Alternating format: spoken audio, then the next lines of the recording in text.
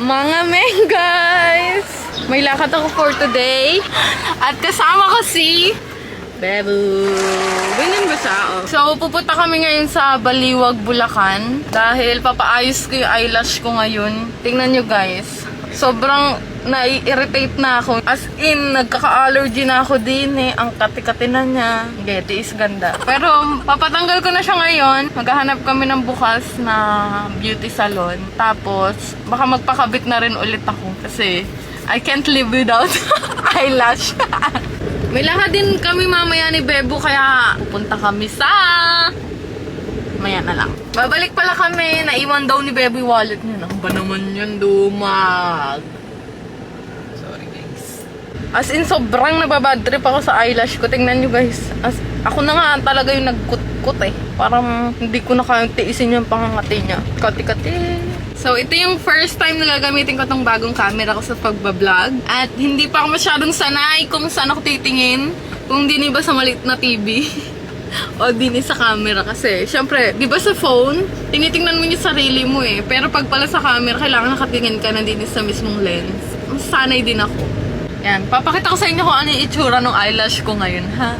So, eto yung sa left side. Siguro mga 34 na lang yung natira dyan. Tapos din naman sa bandang right, medyo buo pa siya pero hindi ko na-carry talaga yung kati niya. 182 pa din. Hindi, 32 na lang talaga kasi ito yung pinakamakati. As in, sobra. Yan guys, oh. May nahulog na naman. Kakakamot ko. Ayan yung nahulog ngayon. Isang kusot. 3 agad. Kinaganda dito sa amin guys. Mga 15 minutes away lang kami sa pupuntahan namin. Kaya lang, makalimlim ngayon. Siguro hindi na lang kami tutuloy dun sa pupuntahan namin. Dito sa tabi ng Domino's Baliwag, merong bukas. Thank you Lord. As in, namumula na yung mga mata ko sa sobrang kate. Tara, pasok tayo.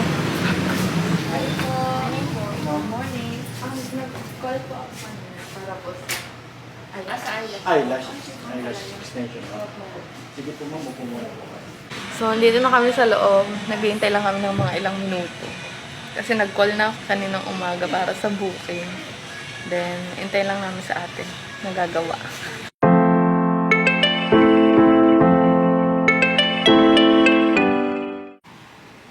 So, nakahiga na ako, guys. Aalisin mo na yung natirang eyelash sa akin. Then, papalitan ng bago. A few moments later.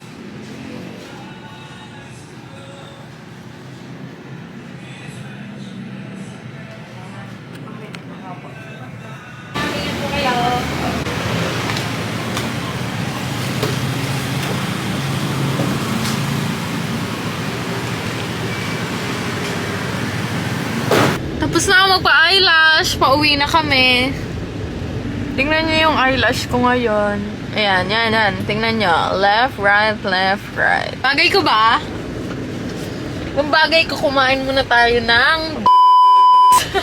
Sponsored na naman. sponsored na naman. Char. Nagutom ako kasi dalawang hours sa ako kasi gago.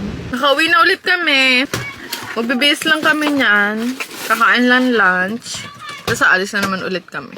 Nakauwi na kami, guys! Ni Roskas. Guys, edi kapatid ko, guys, ho. Guys, edi kapatid ko, guys. Kumakain nga ng pizza si H2.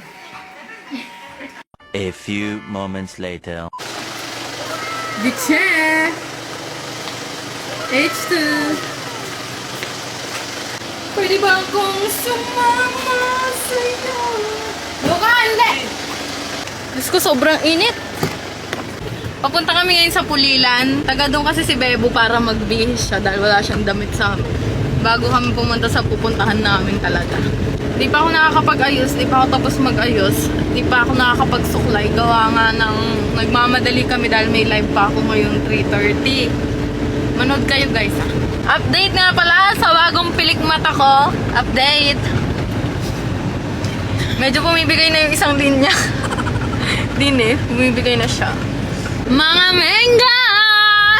Nasa Palilo na kami! Yun lang naman.